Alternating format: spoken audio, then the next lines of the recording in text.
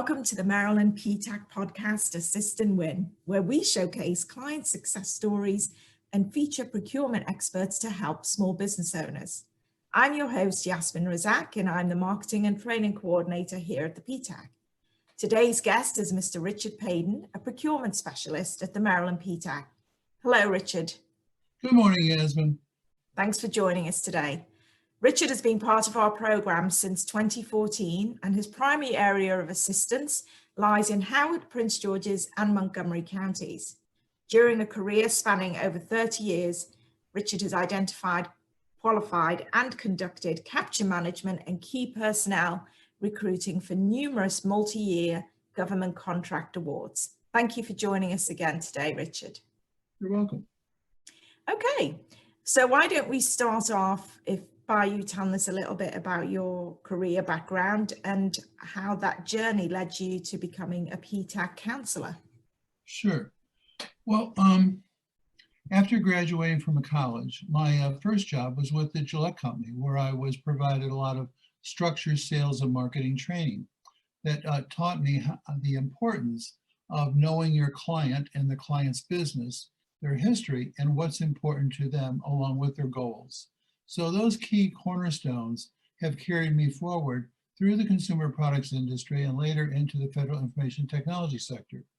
I really feel it's important, and one of the things I learned from Gillette was that structured training of really understanding what the customer wants, needs, and what their objectives are.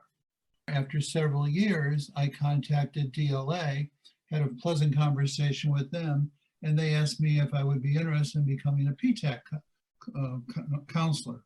So they introduced me to PTAC at the time, because when I started in the business, there weren't any PTACs.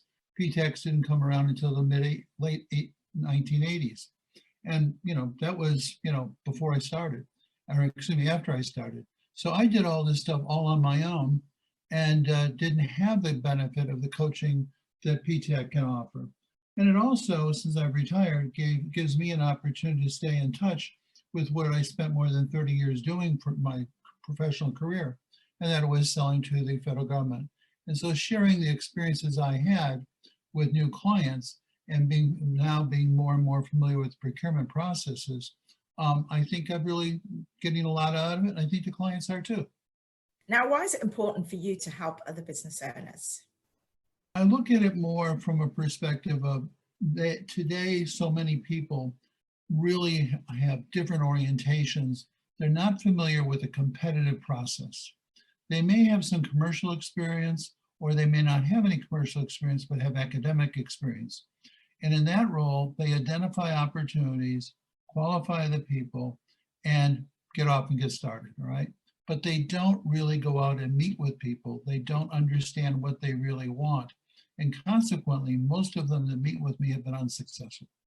And so what I'm able to do is I'm able to work with these people to explain to them really how to get to know the client, okay, gain inside knowledge and of what the client's really trying to do, just as Gillette taught me 40 years ago. And once they get that in their, start understanding it's proactive as opposed to reactive, we see great turnarounds. We'll talk about a success story in a few minutes, which is a step-by-step exercise and exactly what I've been providing to people and success that I've had. PTAC has a system which the clients don't know about, but it's called Neosera. And Neosera is our internal CRM system, but it keeps track of our revenue. And revenue doesn't mean orders that we receive, but the dollar value of orders that our clients have received. And as you mentioned, I've been with PTAC since 2014. And I looked last night at my awards, and it's just under $1 billion. So obviously this works for those who are willing to try it. And it's rewarding. Wow, that's pretty impressive, Richard. Now, I know you have a strong career background in sales, and you bring that to help that experience to help your clients when you advise them.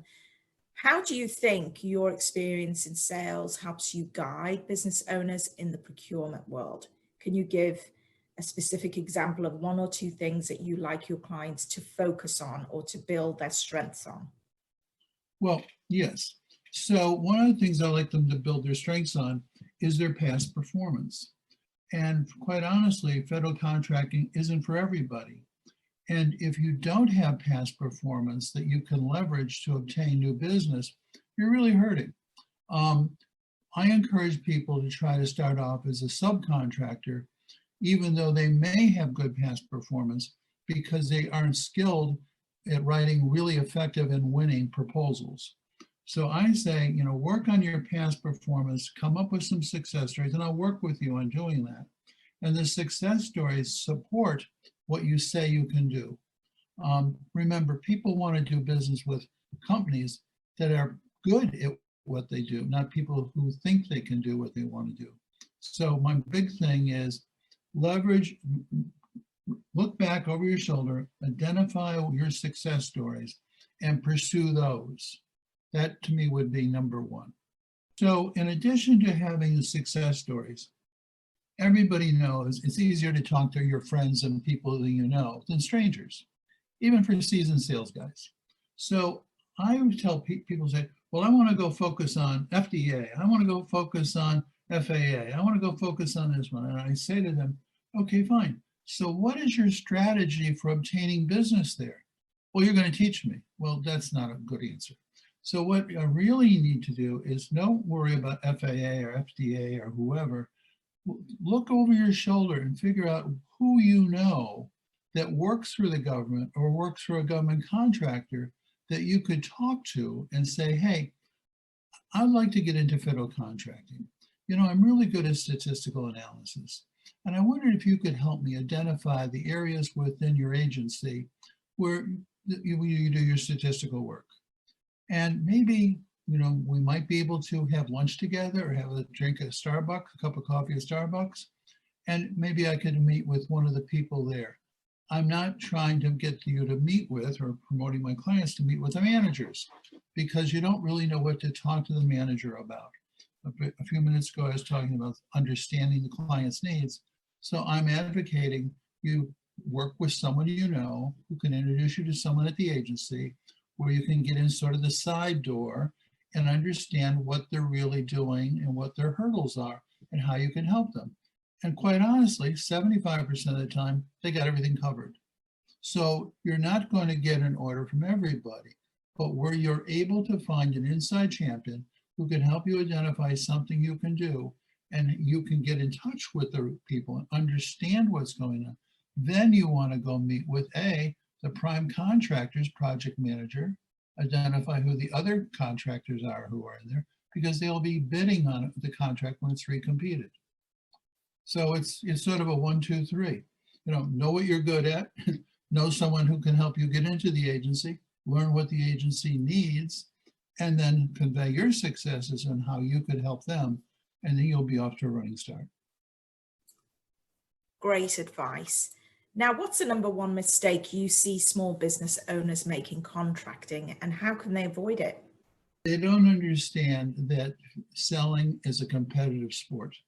They truly believe that if they identify an opportunity, they can bid on it and they have a fair chance of winning it. In fact, that's not the case, They need to be known by the client or the client needs to know their work. And if it comes down to the final straws and there's 3 proposals on the government's desk and they're going to choose a winner, and there's one guy they've never heard of before and 2 other companies that are there that they know of and like, they're going to make a decision between one of those 2. The guy is high risk, the person they don't know. The people they do know are more comfortable risk. Therefore, if people would stop focusing on winning a prime contract and try to become a subcontractor to the contractors the government knows, likes, and trusts, your probability of winning would be much greater. Now, I know you have a lot of client success stories working with PTAC clients. Could you tell us about one that in particular that has made an impression on you? Sure. To be honest with you, several have made some significant impressions on me, not only professionally, but emotionally, and where I really felt great about the fact that they won. But one in particular that comes to mind is starting small and growing. And this lady I'd like to speak with, we'll just refer to her as Lakeisha. I don't want everybody calling her up and say, Lakeisha, I want to get on your team, you know. But anyway, Lakeisha is very good at janitorial support services. And she previously worked for the government, so she knew about the government, she knew how the government operated. And I worked with her, and the first thing we noticed was that, you know, she had completed a SAM registration, but she didn't go all the way through to fill out what's called the SBA profile, which is also referred to as supplemental information. So after our first meeting, we worked on her SBA profile, identified to her the areas that needed to be, provided, the information that needed to be provided. We discussed how to answer the questions and what not to say. And she worked on her SBA profile. And we also worked on developing an effective capability statement for her. So would you believe on the second time that she came in to meet with me, we were reviewing her capability statement, and the phone rang, her phone rang, and it was the United States Air Force in Texas calling. And they had seen her SBA profile, which had just been posted like 3 days previously. And they were looking for someone with cleared personnel who could come in and provide janitorial services in Texas. Unfortunately, Lakeisha didn't have a facility clearance, and without a facility clearance, you can't hire cleared people. So she wasn't able to take advantage of it, but it clearly demonstrated the importance of having these SBA profiles, because I don't think a lot of people really realize that not only the government, but prime contractors use it also. So I would, that was something that she got straightened out right away, and it worked for her. From that, on our next meeting when we got together, of course, we reviewed the capabilities, but we also reviewed something which is really her elevator pitch. And we did it at my desk, and we had her phone on so we could record it. And it was to provide her with confidence, because she would hear her own voice making an effective presentation. And so we worked on this for a little while.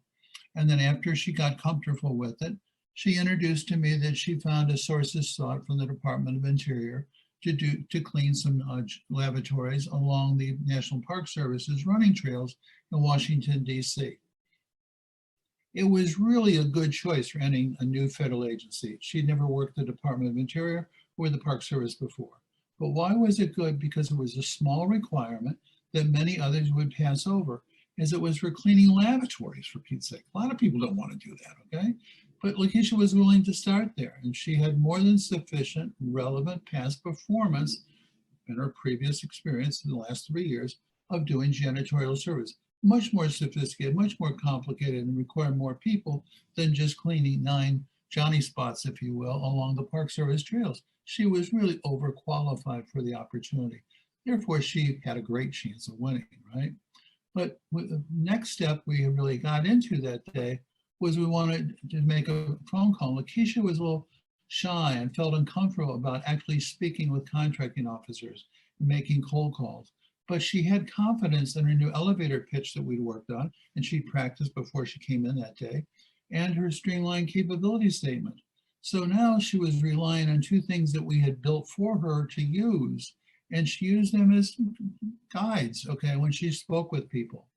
And that day, she called the contracting officer at the Park Service, which actually was the Department of Interior, turned out to be the Park Service. And they hit it off really well, okay?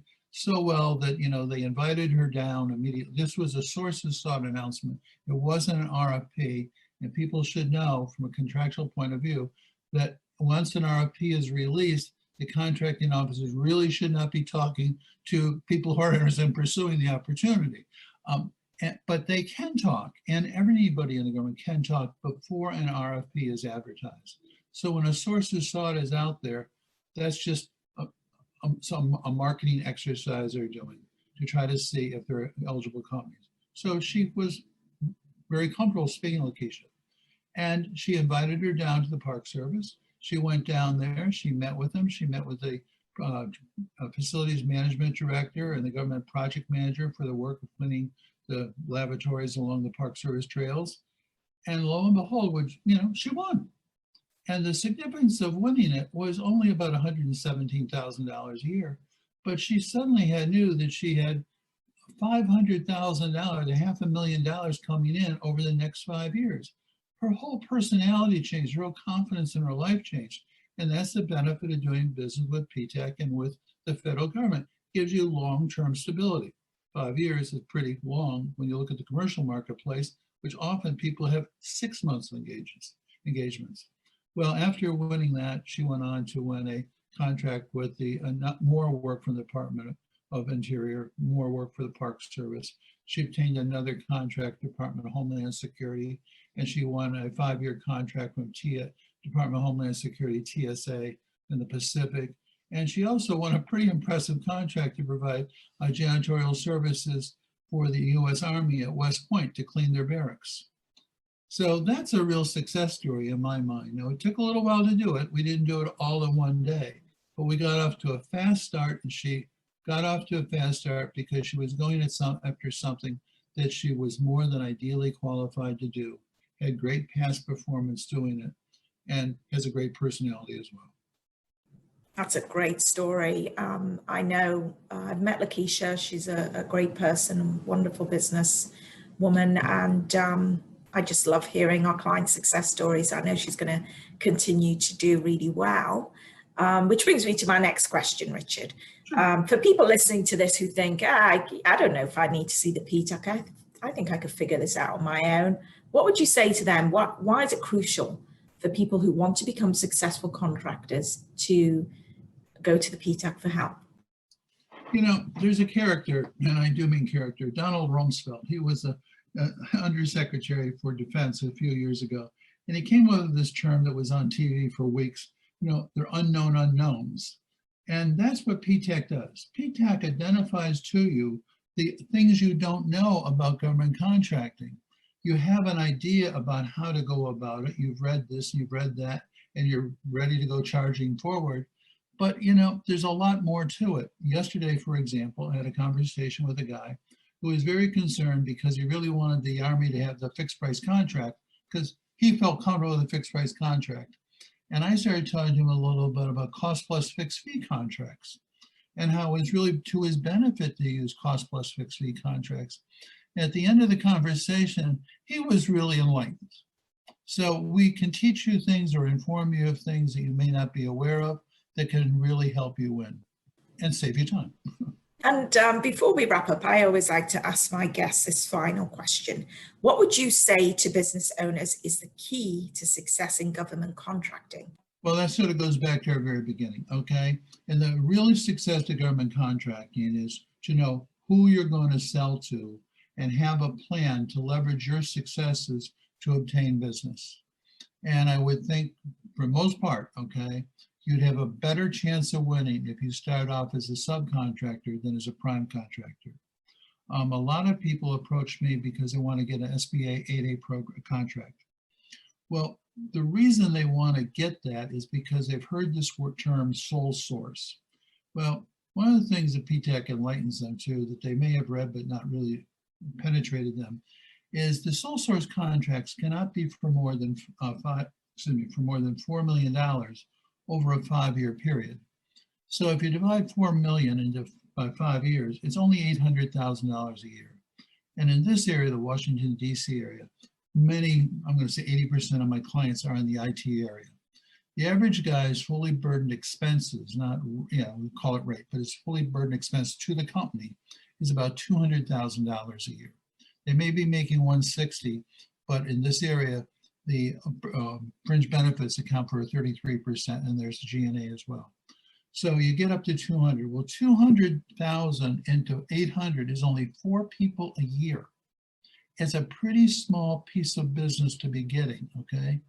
I have many minority companies who never got the 8A because they never wanted to start that small, okay? They were able to start as subcontractors where they started with 5 or 10 people on a contract.